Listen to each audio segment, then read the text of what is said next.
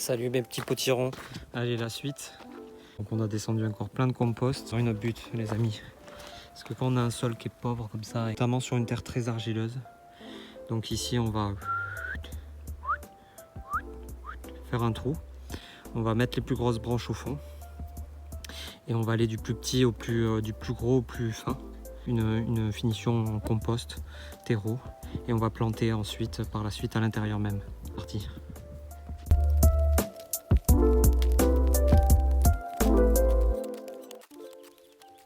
Alors ce qui est important aussi, c'est de bien délimiter, bien choisir son emplacement.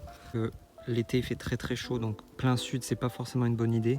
Les plantes potagères elles aiment bien aussi la mi-ombre, une largeur de 90 1 mètre. Surtout avoir de la place pour passer à gauche et pour passer à droite. Vous voyez, une fois que la zone est faite, ce qui peut être bien c'est de venir décompacter un petit peu juste la première couche. Le but c'est qu'après les micro-organismes viennent décomposer tout ça, micro et pas que micro, hein. Les organismes en général viennent décomposer tout ça. Vous allez chez votre voisin, dans votre quartier, quelque part à la déchetterie, vous retrouvez plein de déchets verts. Donc ça c'est totalement gratuit et pratique. Il faut une proportion ensuite entre le carbone et l'azote pour que toute la composition se fasse et que ça puisse justement se décomposer. Donc azote c'est tout ce qui va être plutôt vert. Et tout ce qui va être plutôt brun, ça va être plutôt carbone.